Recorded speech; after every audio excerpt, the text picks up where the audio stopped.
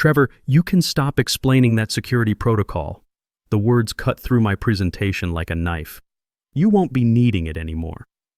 I was halfway through explaining a cybersecurity audit that my team had spent 4 months completing for our TSSCI clearance renewal.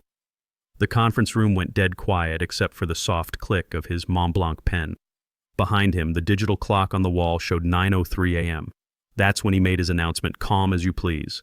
53 positions terminated, effective immediately. Estimated savings, $1.2 million per quarter. My name was right there at the top of the list. I'm Benjamin Patterson, 52 years old, and I've been protecting government secrets longer than this kid's been out of Stanford.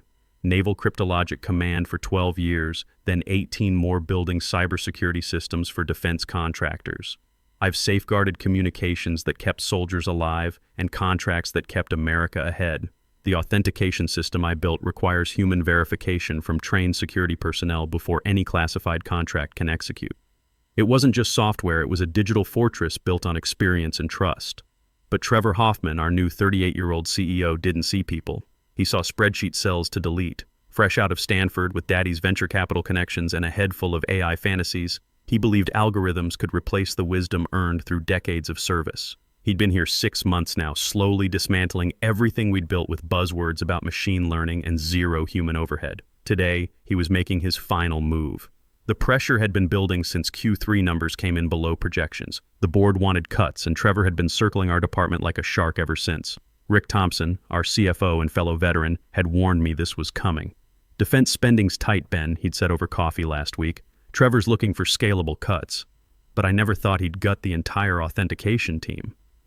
Across the mahogany table, Rick tried one last time to reason with him. Trevor, this department handles our NIST 8053 compliance protocols. Without them, the North Point contract won't pass DCMA validation requirements. Trevor waved his manicured hand dismissively. Loyalty doesn't generate dividends, Rick. Efficiency does. Machine learning handles authentication now, not people. Those words stung worse than the termination notice itself. Around me, gray-haired engineers who'd protected American secrets for decades stared at their phones. Some called their wives. Others just sat there with folded hands, waiting for someone to tell them this was a mistake. But it wasn't a mistake. It was Trevor's vision of the future. He gathered his papers and adjusted his Hermes tie. By tomorrow afternoon, we'll close the $2.3 billion North Point defense contract, he announced with the confidence of someone who'd never had to earn security clearance through years of background, checks and polygraphs. A leaner company means stronger margins. I didn't respond because Trevor had no clue that the deal he was so eager to sign still required verification codes from the 53 people he'd just fired. Defense Protocol 53 wasn't just a number. I'd built it that way on purpose. As he strutted out of the room, the system we'd built, the one he'd dismissed with his MBA arrogance, quietly began counting down to the moment his empire would crumble. The room still smelled like coffee and desperation. My computer screen flashed a polite reminder that my access had been revoked. The silence felt heavier than a concrete bunker. I started packing my desk-old reports, my Navy coffee mug, a photo from our last team barbecue. That picture showed 53 faces, all smiling, none of us knowing we'd become line items in a cost-cutting presentation. When I reached for the power button to log out one final time, something unexpected happened. A single line appeared across my monitor in pale blue letters, Secure ID Active Access Pending. I stared at it, confused. My clearance was supposed to be gone. There was no reason the system should still recognize me. My phone buzzed. Text from Mike Rodriguez, our youngest security analyst and former Army specialist. The kid reminded me of myself 25 years ago, hungry to learn, respectful of experience. Ben, I just checked the mainframe. Your credentials are still active in the authentication queue. System says your TSSCI is required for Protocol 53. Did they forget to scrub you? I looked at that message for a long time. Truth was, I didn't know if it was an oversight or something deeper, a failsafe I'd built into the system to prevent exactly this kind of reckless decision. When you're protecting classified defense contracts, you build in layers, redundancies, safeguards against people who don't understand what they're dismantling. Don't worry about it, I finally typed back. They'll figure it out soon enough. I placed the team photo face down in my cardboard box. Around me, the office hummed quietly, pretending nothing had changed. One last glance at my monitor showed that strange message still glowing. Active, pending, waiting. No anger, no tears, just the cold calm that comes when you realize silence might be the most powerful weapon you have. As I switched off my desk lamp, the system continued its quiet vigil in the background, remembering every protocol I'd programmed into its core. Trevor could fire the people, but erasing 18 years of careful engineering? That would take more than an MBA and daddy's money. The system remembered. And tomorrow, it would remind everyone else too. The elevator doors opened with that familiar chime. We stood there like ghosts, each holding identical cardboard boxes filled with pieces of careers we'd thought were bulletproof. Coffee mugs, family photos, certificates that once meant something. Little reminders of the loyalty that had just been flushed down a corporate drain. Nobody spoke during the descent. These weren't just co-workers, they were brothers and sisters who'd served together, protected secrets together, built something that mattered together. Now we were just yesterday's overhead being escorted to the curb. Through the glass wall of the executive floor, I caught sight of Trevor laughing with a group of investors, champagne already flowing at 10 a.m. The same man who'd just thrown away 53 careers was celebrating his efficiency metrics while we rode down in silence. 1.2 million per quarter saved, he'd probably tell them. That's about 90,000 per person per year. Good money for good people who'd just been told they weren't worth keeping. Mike Rodriguez broke the quiet first, his voice barely above a whisper. You ever regret it, Ben? Staying loyal for 18 years? I looked at him red eyes, not from crying, but from the shock of realizing loyalty was a one-way street. No, I said quietly, but I regret thinking people understood what honor means. The elevator hummed as we dropped floor by floor, each number lighting up and vanishing like a countdown. Halfway down, someone sighed. Someone else cleared their throat, but most of us just stared at those doors, waiting for them to open onto whatever came next. When those elevator doors finally opened to the lobby, I stepped into the sunlight for the first time as an unemployed man. The marble floors reflected the building's glass towers, and somewhere up there Trevor was probably already planning his victory speech for the board, but I wasn't thinking about him anymore. I was thinking about the system, my system, and what it was designed to do when proper protocols weren't followed. The next morning, I woke up to headlines that made my coffee taste bitter. Secure Tech Dynamics welcomes visionary CEO to lead digital revolution. There he was, Trevor Hoffman, the same guy who'd gutted 53 careers in 5 minutes, now smiling under studio lights like he'd cured cancer. The press called him innovative. The board called him the future. To me, he was just another MBA who confused ruthlessness with leadership. His background read like a Silicon Valley fairy tale Stanford graduate, daddy's venture capital connections, 3 previous startups that crashed and burned but somehow made him millions anyway. His philosophy was simple: cut people, boost profits, let AI handle the rest. During his 6 months at SecureTech, he'd eliminated our annual picnic, replaced department meetings with automated dashboards, and ordered the removal of all office plants because they don't contribute to quarterly earnings. At 11 a.m., he held court in our auditorium, camera crews hanging on every word. This is the dawn of true automation, he declared with the confidence of someone who'd never had to earn security clearance through years of background investigations. AI will replace 70% of our workforce by year's end. Sentiment doesn't scale, efficiency does. The applause was weak, scattered. People weren't sure if they should clap or start updating their resumes. His words hit like precision strikes wrapped in corporate speak. When reporters asked about the layoffs, Trevor actually laughed. Sometimes you have to prune dead weight to help the tree grow. He didn't seem to notice that many of us looked exactly like the branches he'd already cut. After the cameras left, the internal briefing began. Rick Thompson, our CFO and 20-year company veteran, cleared his throat nervously. Trevor, he said carefully, I need to flag a critical issue. The security team you dismissed handles the North Point authentication protocol. Without them, our $2.3 billion contract won't pass Pentagon validation requirements. Trevor barely looked up from his tablet. Rick, contracts are processed by algorithms now, not by people. Nostalgia doesn't authenticate billion-dollar deals. Machine learning does. The words dropped into the room like lead weights. Rick's face went pale, the same expression I'd seen on my own face yesterday when I read my termination notice. That clicked for me then. Trevor wasn't just careless or ignorant. He was dangerous. He didn't just make bad decisions, he made them with absolute certainty, believing his MBA made him bulletproof. As the meeting ended, he straightened his designer cufflinks, still performing for an audience that had already left. He thought he'd eliminated the last traces of human inefficiency from his perfect system. But networks built by military minds don't surrender their secrets to business school graduates. I spent that afternoon at Murphy's Diner across from SecureTech, the same place where Rick and I used to grab lunch and complain about Pentagon bureaucracy. Through the window, I could see the mirrored tower where Trevor was probably rehearsing his pitch to North Point executives. The contract signing was scheduled for 2:45 p.m. tomorrow, exactly 24 hours after he'd fired everyone qualified to authorize it. I opened my personal laptop, the one HR hadn't touched yet, and logged into the network using archived credentials that still worked. The system loaded slowly, showing familiar lines of code I'd written to protect classified contracts. My clearance level showed as restricted, but my monitoring access remained intact. Scrolling through the authentication logs, I found what I was looking for. Defense Protocol 53, active trustees required for contract validation. Deadline: tomorrow, 2:45 p.m. I leaned back in the vinyl booth, watching steam rise from my coffee. The numbers told the story. The same 53 people Trevor had eliminated to save $1.2 million per quarter were the exact authorization keys needed for his $2.3 billion victory.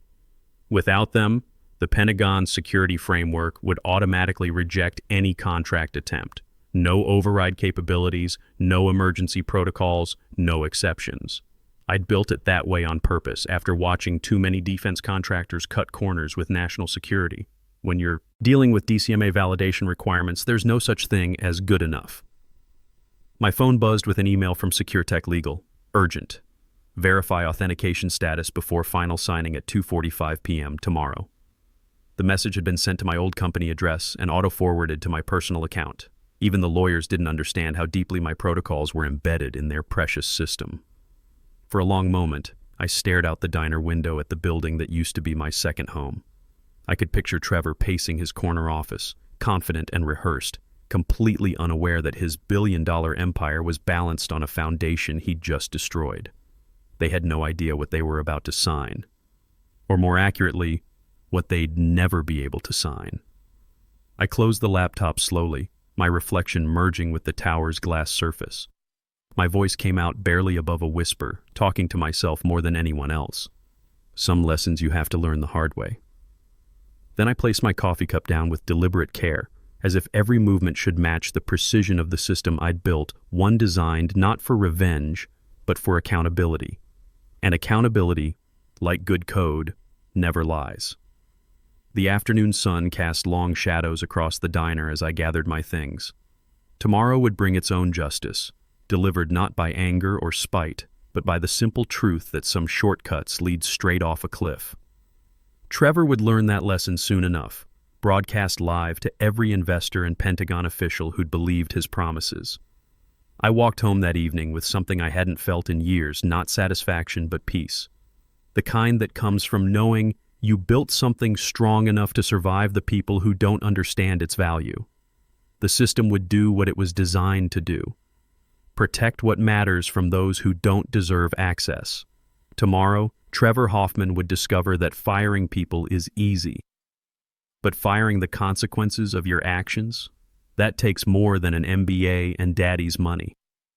The rooftop of SecureTech gleamed under the afternoon sun, transformed into a stage for corporate theater. Champagne bottles lined white-clothed tables, cameras flashed from every angle, and banners fluttered in the DC breeze with phrases like, Next Generation Defense Solutions printed in bold blue letters.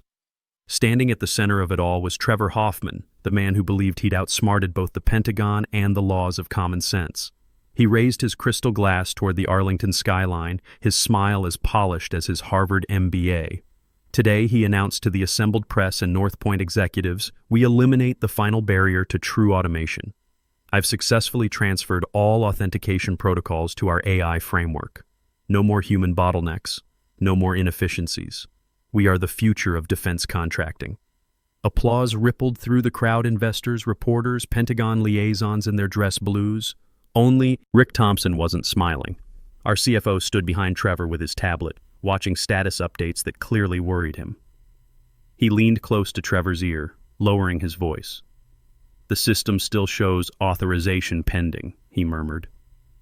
Trevor didn't even glance at the screen. He waved Rick away like he was shooing a fly. "Refresh it," he said with the laugh of someone who'd never encountered a problem money couldn't solve. "The network's probably lagging from media traffic." "It's fine." Rick hesitated, his expression tightening behind wire-rimmed glasses. He'd seen this before, leaders so confident in their brilliance they mistook luck for skill. But with cameras rolling and North Point executives watching, he said nothing. Trevor turned back to his audience. "You see," he continued, voice booming through the wireless mic, "we no longer require human signatures to validate success. Machines don't have emotions. Don't hesitate. Don't fail. Secure tech is built on precision, not sentiment." Below us, the Potomac River reflected afternoon light while government workers and defense contractors watched the live stream from their offices. None of them knew that behind Trevor's confident speech lay one simple truth. The system hadn't accepted his authority transfer. It had classified him not as an authorized signatory, but as an observer someone allowed to watch, not control. From Murphy's diner across the street, I watched the broadcast through the window. His voice echoed faintly over polite applause. I almost felt sorry for him. Almost. Because arrogance this spectacular doesn't fail quietly, it crashes with an audience. He kept talking, basking in applause from people who didn't understand what they were really celebrating. His reflection multiplied in every mirrored surface of the surrounding office towers, making him look larger than life. But reflections are just illusions, and illusions shatter when they hit reality. Rick's phone buzzed again. He checked the time, 2:17 p.m. Another message from legal flashed across his screen. Reminder, all 53 trustee verifications required. Before 2:45 p.m. Deadline. He looked up at Trevor, who was still performing for cameras, completely unaware that his foundation was already cracking. Across the street, I whispered to my coffee, "Keep smiling, Trevor. The system remembers everything you forgot." At exactly 2:45 p.m., the massive LED screen behind Trevor flickered to life. The entire crowd went quiet as he placed his hand on the digital signing tablet with theatrical flair. Cameras zoomed in. Pentagon officials leaned forward. North Point executives held their breath. Trevor pressed confirm with the confidence of someone who'd never failed at anything that mattered. The system froze. A single red line of text appeared across the display. Authentication failure, security clearance required. At first, nobody reacted. The press assumed it was part of the presentation. But Trevor's smile cracked like thin ice. He tapped the tablet again. Nothing happened. "Is this some kind of technical difficulty?" asked the North Point CEO, a retired general who didn't appreciate delays. Trevor's jaw clenched. "Must be a glitch." He turned to the IT director. "Reset the authentication portal." The man's fingers flew across his keyboard, his face draining color with each failed attempt. Finally, he looked up, pale as Arlington marble. "Sir, it's not a glitch. The system shows all 53 security trustees were terminated at 9:03 a.m. yesterday." The words hit harder than a precision strike. Investors exchanged confused glances. Pentagon liaisons reached for their phones. Rick Thompson removed his glasses and rubbed his eyes like he could erase what he was seeing. Trevor straightened his tie with shaking hands. "Override it with emergency protocols." Rick stepped forward, entering his master credentials for critical overrides. The screen blinked once, then went black. A new message appeared, sharp and final. "Unauthorized access attempt session terminated." The rooftop erupted. Phones rang. Voices rose. Someone shouted to cut the live stream. Reporters began snapping photos, sensing blood in the water. Through the chaos, Trevor's voice cut like breaking glass. "Fix it! I want that system online now!" The IT director's voice cracked. "We can't, sir. It's locked out completely. Only the original security trustees can authorize access. Hire them back," Trevor snapped. Rick's voice was soft but steady. "You fired them, Trevor. You can't rehire trust." The sentence hung in the air like fallout from a bad decision. Trevor turned toward Rick with burning eyes, but there was no comeback. Just the reflection of red text blinking endlessly on the screen behind him. Authentication failure. Authentication failure. Authentication failure. From across the street, I sat perfectly still, hands wrapped around my cold coffee. It wasn't satisfaction, I felt it was something deeper, quieter. Justice in its purest form, delivered not by revenge, but by consequence. Inside that chaos, the empire Trevor built on shortcuts and arrogance was collapsing before the world's eyes. As 3:00 p.m. struck on my watch, the system I'd created had done exactly what it was designed to do: protect America's secrets from those who didn't earn the right to access them. For the first time in 2 days, I allowed myself to breathe. The North Point executives were already packing up, their faces grim. $24 billion in government contracts don't wait for technical difficulties, especially when those difficulties expose fundamental security failures. Trevor stood alone on that rooftop, surrounded by the wreckage of his own making. The cameras kept rolling, capturing every moment of his downfall for the evening news. Sometimes the best lessons are taught in public. 3 weeks later, I received an email that changed everything. The sender was North Point Defense Systems, the same company whose contract had imploded on that rooftop. Subject line, future collaboration opportunity. We've reviewed the authentication incident thoroughly. Moving forward, we'll only partner with the architects who built the system, not the administrators who broke it. Would you consider a chief security advisor position? Remote work available, TS/SCI clearance transfer included. I read that message twice before closing my laptop. No rush of triumph came, just quiet relief, like finally exhaling a breath I'd held for months. The salary they offered was more than fair. More than what Trevor had been paying me, actually. Funny how competence gets valued differently when people understand what they're buying. That same morning, the Washington Post business section carried a headline that needed no explanation. Secure Tech CEO resigns amid 2.3B contract collapse. Trevor's photo appeared beneath it, the same confident smile he'd worn on the rooftop, now reprinted under a story about accountability finding its target. I felt no hatred looking at that picture. No satisfaction either.